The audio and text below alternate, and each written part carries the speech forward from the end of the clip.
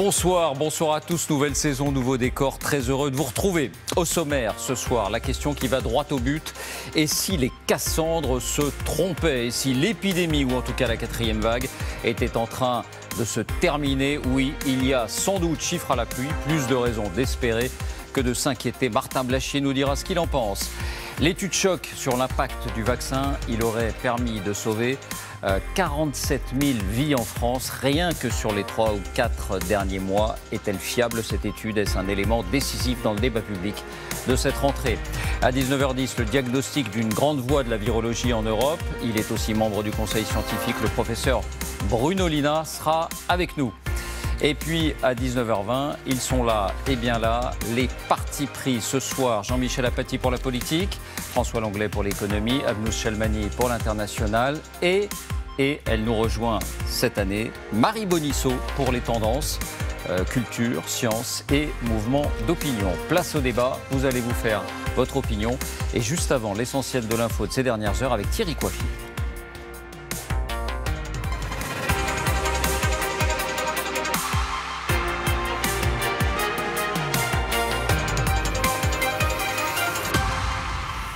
Il est là Thierry, bonsoir, c'est à vous. Bonsoir David, bonsoir à toutes et à tous. Avec d'abord les résultats de cette étude choc sur l'impact de la vaccination en France.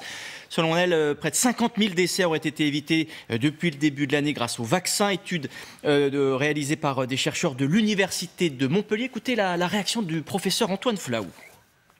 Ce serait passé beaucoup plus mal si on n'avait pas eu ce vaccin qui avait protégé un très grand nombre de personnes âgées, de personnes fragiles et aussi d'autres personnes d'ailleurs qui n'avaient pas nécessairement de comorbidité et qui grâce à la vaccination ont évité les complications sévères et la mortalité puisqu'on sait que ces vaccins ont gardé une très grande efficacité contre les complications sévères et les hospitalisations, même avec le variant Delta.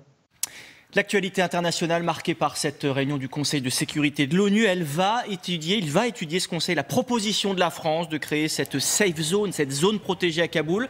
Proposition dévoilée par Emmanuel Macron hier soir. Les troupes américaines se retireront du pays définitivement demain. Ne manquez pas, tout à l'heure à 20h, l'émission de Routel Krief avec un invité exceptionnel, le contre-amiral Jacques Fayard, chef des opérations d'évacuation en Afghanistan. Et puis, aux États-Unis, les suites de l'ouragan Aïda, bilan sans doute provisoire, 1 mort, 1 million de foyers privés d'électricité. Ouragan qui a été rétrogradé en catégorie 1 sur 5. Il se dirige maintenant vers le nord de l'État, vers le Mississippi. On fait le point avec notre envoyée spéciale, Nastasia Hoffman. Les habitants ont cette résilience incroyable ici. Ils commencent à retirer tout ce qui est feuilles, arbres, les branches le plus rapidement possible. Mais ce qu'ils m'ont dit ce matin dans ce quartier à 15 minutes de la Nouvelle-Orléans, cet ouragan était bien plus puissant que Katrina. Dans le quartier où je me trouve, un arbre s'est effondré sur des lignes électriques. Il n'y a plus d'électricité, plus d'eau non plus. Ils me disent que les pompes ne fonctionnent plus. Mais c'est incroyable l'ambiance qu'il y a ici dans ce quartier. C'est l'entraide. Voilà pour l'essentiel de l'actualité, David.